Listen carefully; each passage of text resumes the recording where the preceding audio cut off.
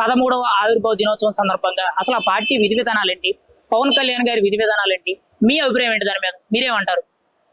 Janasena party ప్రజల party, ప్రజల కోసం స్థాపించబడిన పార్టీ, ప్రశ్నించే విధంగా ఉండే పార్టీ. ఎందుకంటే కళ్యాణ్ గారి సిద్ధాంతం ప్రశ్నించాలి, మనం తప్పు జరిగితే ప్రశ్నించాలి, ప్రజల కోసం ప్రశ్నించాలి అని నినాదంతో వచ్చిన వ్యక్తి పవన్ కళ్యాణ్ గారు.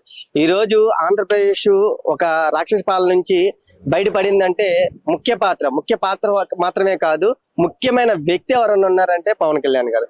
ఈరోజు చూస్తున్నారు కదా రాష్ట్రంలో గత ప్రభుత్వంలో ఎంత అరాచకమైన పరిపాలన చేశారు. సో అలాంటి పరిపాలన నుంచి ప్రజలను విముక్తి చేసి ప్రజలు కూడా ఆయన్ని నమ్మి ఓటేసి గెలిపించి కూటమి ప్రభుత్వాన్ని ఏర్పాటు చేసిన వ్యక్తి ఎవరన్నా ఉన్నారంటే పవన్ కళ్యాణ్ గారు. ప్రతి ఏడాది కూడా జనసేన ఆవిర్భావ దినోత్సవం అనేది చాలా గ్రాండ్ గా లక్షలాది మంది కార్యకర్తలు, నాయకులు, వీర మహిళల సందర్భంగా జరుగుద్ది.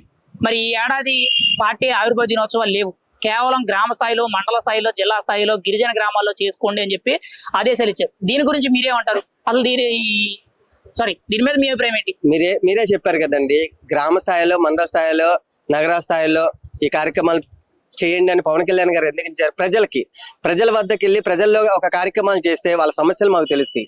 ఎలా ఉంది పార్టీ గురించి, ఆ కూటమి ప్రభుత్వం గురించి కానీ ఎలా నడుస్తుంది, ఎలా ఉంది వాళ్ళ అభిప్రాయాలు మాకు తెలుస్తాయి. రెండోది ఏంటంటే ఇవి ప్రజల కోసం ఆయన రూపాయి ఖర్చు పెట్టమంటున్నాడు, ప్రజల కోసం. రెండోది ఏంటంటే ఇప్పుడు వాతావరణం వల్ల ఈ ఎండలు పెట్టి ఎంతో మంది చాలా దూరాల నుంచి వాళ్ళు ప్రయాణాలు చేసి వచ్చి రిస్క్ చేసుకొని మళ్ళీ నైట్ ఈ ఆవిర్భావ దినోత్సవం తర్వాత లేట్ అయ్యి అనవారి కారణాల వల్ల చాలా అనర్థాలు కూడా జరుగుతున్నాయి. అదేంటి? పరిస్థితుల ప్రభావం వల్ల. సో వాటిలన్నిటికీ దూరం పెట్టి మీరు ఏ స్థాయిలో ఎక్కడెక్కడ ఉన్నారో, గ్రామీణ స్థాయిలో కానీ, నియోజకవర్గ స్థాయిలో కానీ, పట్టణ స్థాయిలో కానీ మీరు అక్కడే ఉండి ఈ కార్యక్రమాలు చేసి ఈ పార్టీని, జనసేన సిద్ధాంతాలని, జనసేన విధి విధానాల్ని, జనసేన యొక్క కార్యాచరణలు ఏమున్నాయో ప్రజలకు తెలియజేస్తూ ప్రజల్లోకి వెళ్ళండి అనే ఉద్దేశంతో ఈ విధంగా ఈసారి కళ్యాణ్ గారు ఈ ప్రోగ్రామ్ ఇలా కండక్ట్ చేశారని మేము చెప్తున్నాం.